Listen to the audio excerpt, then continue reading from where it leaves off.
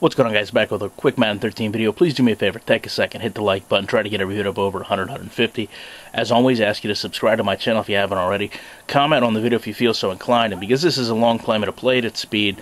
I'll ask you to follow me on Twitter. Username is ShutdownSafety.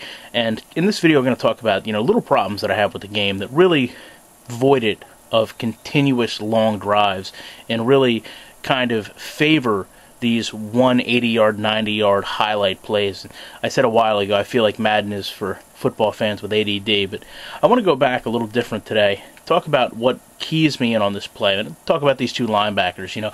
Number 56 here is obviously going to kind of key on the play action, realize that it's a pass, but go in, try to generate pressure on the quarterback, and hit Adrian Peterson. I can live with that. Come over, take a look at this other linebacker. He's going to follow the tight end out on his route, and that's fine. But what this does is open up the entire middle of the field. Okay, there's really nobody back here. And this is an issue compounded by the fact that you've got a cornerback in Chris Houston going up against Eddie Royal, and he tries to jam him and fails. And one of the good things about Madden this year is players have a tendency to point out their mistakes. And he points and as if saying, listen, I've just got beat. And then something else that I like is afterwards he realizes there's nothing else he can do. Looks like he actually goes to generate pressure until the ball's been thrown. Maybe a little bit of an awareness gap there, but it's still a good thing to see.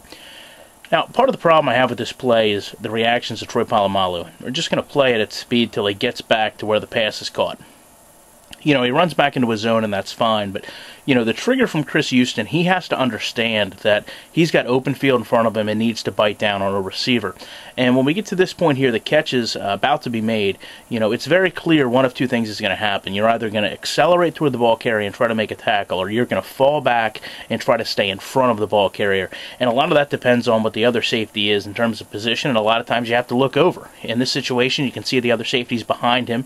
It's probably best that he runs down and tries to make the tackle. When we talk about Troy Polamalu, one of the best in the game, he should be able to make a snap decision instantly and go do the right thing. This is what would separate him from that first-year player you just drafted.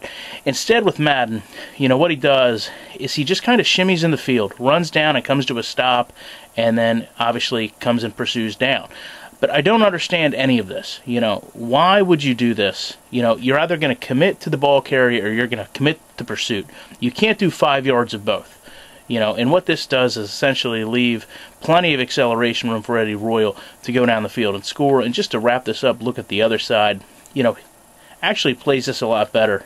Tillman, the cornerback.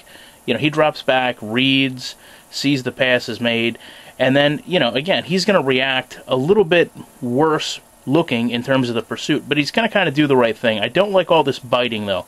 I don't like this zigzagging. Pick one point, pursue down the field, and try to stop the play. Instead, you get a lot of times where players are making erratic decisions in pursuit that lead to big plays, and it's really something that needs to be tightened up, especially with the elite players in this league. I will be back in the week with more videos. Thank you guys for checking this out.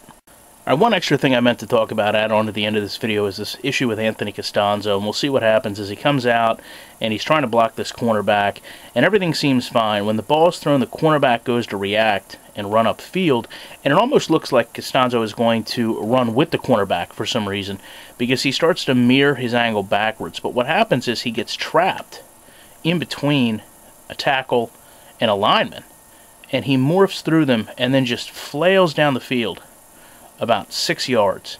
So just one other little nuance to the play that I didn't understand that I meant to bring up and failed to, so I figured I'd tack it on to the end, and we'll just take a look at it one time at speed. You guys can make your own judgment on that. Thank you for watching an edit of a video. Never done that before.